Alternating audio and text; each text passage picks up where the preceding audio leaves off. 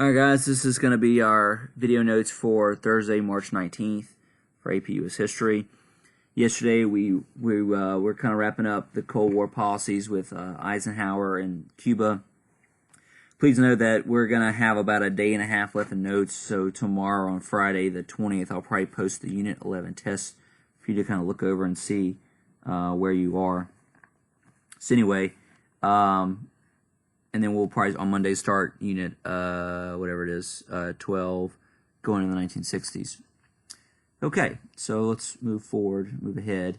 So yesterday we're wrapping up Cuba. We said that Cuba is overthrown by Castro, and at first we don't really care as much, but then we realized that he's doing pro-communist things, seizing territories and whatnot. So we put an embargo on Cuba, which actually drives them more into the hands of the Soviets as a result. So anyway, that's we start to plan a attack against the Cubans, but it won't be taken up until JFK is in office because Eisenhower won't have time to execute it because it doesn't begin until 1960. He's almost out of power. Okay, so we're now moving on to Eisenhower's legacy.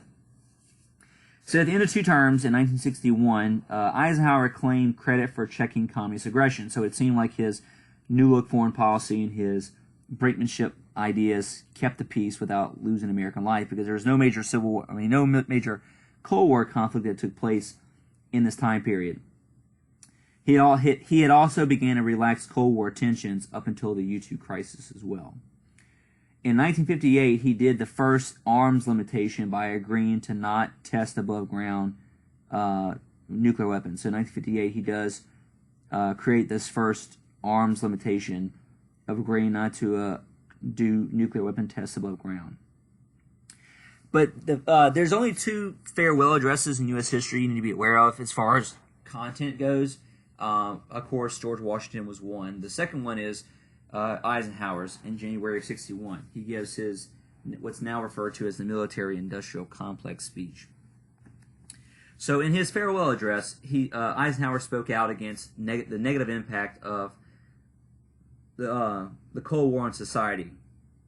He warned the nation against the acquisition of unwarranted influence by the military-industrial complex. So he warned the nation against the acquisition of unwarranted influence by the military-industrial complex. Basically, this idea that he wanted to warn against, with the Cold War constantly going on, and there was never really an end to war like you used to see, and even though we're in peacetime, technically, we're always kind of spinning like we're at war, on and on and on and on again. So he realizes that there's a lot of influence that's growing with like private military industries and these corporations that build weapons and supplies for the military and defense industry. And he worries that they're going to have a lot of influence and keep making the government spend more and more, which just makes us more and more likely to go to war or use war materials as a country. Now, as you can probably tell, we didn't really listen to him that much because since then until now, we still spend a buttload of money on military and defense spending, even during peace times. But that was one of his big concerns was the growing influence of the military-industrial complex, or this private military-industrial organization system of these companies that kept influence. And he worried that it might be a downfall to America if we didn't check their growing influence over time. So that's it. So that's a farewell address you want to be aware of whenever he makes this warning during the middle of the Cold War. So now we're shifting gears to civil rights. This is where this unit is going to wrap up. Like I said, we're going to do part of it today, the rest tomorrow, and then be done with Unit 11. Actually, take that back. I actually have more than that. I do have some. It's not just civil rights. It's civil rights and also some social issues of the 1950s and so forth. Anyway, so we'll pick up there tomorrow. All right, the civil rights movement. So we haven't really done anything with this to this point. We've been mentioning that there's been some cracks in civil rights that have been developing. Of course, you have the creation of the NAACP back in 1909 with W.E.B. Du Bois that challenged a lot of the segregation laws in the court system. They did that throughout the 1920s, 30s, 40s, and 50s. There was efforts at national anti-lynching laws by the NAACP and others in the 1910s and 20s that also failed. World War II is going to be a giant catalyst for civil rights. Also along with the Great Migrations. Of course, Great Migration moves a lot of African Americans out the South, in the 19 teens and 20s, and then again in the 1940s and 50s. So that's going to be a big change.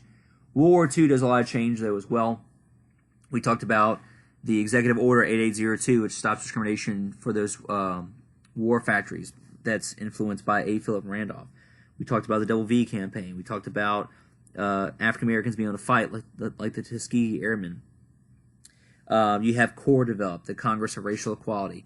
That all of these things are developing to make change more and more likely once the war gets out. So some things that are happening when the war ends. Number one, you have MLB, Major League Baseball, decides to desegregate in 1947 by letting Jackie Robinson move over from the Negro Leagues and play in the major leagues with whites when he plays for the Brooklyn Dodgers. So he helps to desegregate the Major League Baseball, which is a big step forward. We talked about before, earlier in this unit, how Truman helped the military desegregate through executive order as well as the federal government. In the 40s, the NAACP was still fighting segregation laws in court and was winning many. The leading attorney in the 40s and 50s was Thurgood Marshall. So you want to be aware of Thurgood Marshall. Thurgood Marshall was a prominent lawyer who, up until that point, won 29 out of 32 cases in the Supreme Court, helping to desegregate various institutions. He helped desegregate interstate busing and allowed African American law students to go to schools with whites. So in the 1950s, which was where we're going to be picking up, the South was still segregated by law with Jim Crow laws in schools and many public facilities, but there's now more and more challenges. So you have Jim Crow laws doing segregation, but then you also have other laws that limit voting with poll taxes and literacy tests and grandfather clauses and other various forms of intimidation.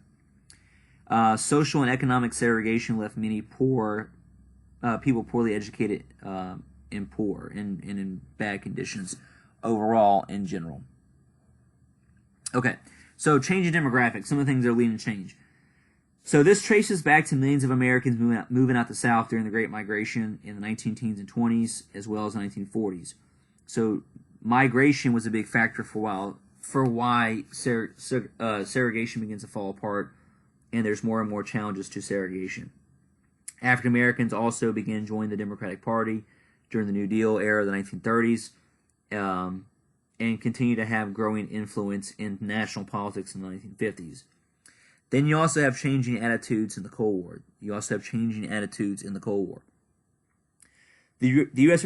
reputation for freedom and democracy was now competing against communism as an ideology across the world in places like Africa and Asia. So one thing the communists could very easily do is point out how we oppress certain races in our country, and they could use that against our ideas of like capitalism and democracy, and so they play that up a lot. So we were being hypocritical. So in the global background, racial segregation stood out as a glaring wrong that America needed to correct and fix about itself, or else it was just going to make us look worse during the Cold War time frame. So anyway, you're going to look at desegregation of schools, which is the first major step that takes place. So the NAACP have been working for decades to overturn the old Plessy versus Ferguson case from the 1890s that allowed for separate but equal facilities. In the 1940s, the NAACP won cases dealing with higher education, but not about just general public schools. So then you have this large court case that comes to them called Brown v. Board, which is probably the most famous court case in all of U.S. history. In Brown v. Board, the background here is that you have this little girl from Kansas named Linda Brown. Her family just moved to Topeka, Kansas, and her dad didn't understand why she had to go to school like 22 blocks away through a lot of dangerous areas to get to school when there was a white school 4 blocks away, right near her house. And this little girl, Linda Brown, had to walk all the way across town, across this dangerous train crossing station, where trains would come in and switch tracks and stuff. So he wanted to figure out why. So he sues the school board. So the NAACP helps pick up this case, funds it, and brings it all the way to the Supreme Court, along with other issues that were very similar. But the new Chief Justice that Eisenhower had appointed, Earl Warren, took the case up and very surprisingly struck it down in a 9-0 decision. So the entire Supreme Court, led by Earl Warren, and you want to be aware of Earl Warren's name, struck down this Plessy v. Ferguson. Thurgood Marshall led the case for the NAACP, and his main argument was that if African American children grow up where everything they always receive in these black schools is second nature or second hand, where it's like secondhand books, their buildings are always run down, always less than the whites. If this is what they always get, they're always going to have a sense of inferiority, and they're going to have the sense that they're not as good as whites, which therefore you can never really have separate but equal. So in a very surprising turn, the Supreme Court votes in a 9-0 decision to overturn Plessy versus Ferguson in the Brown versus Board case. So we're going to stop the first video there.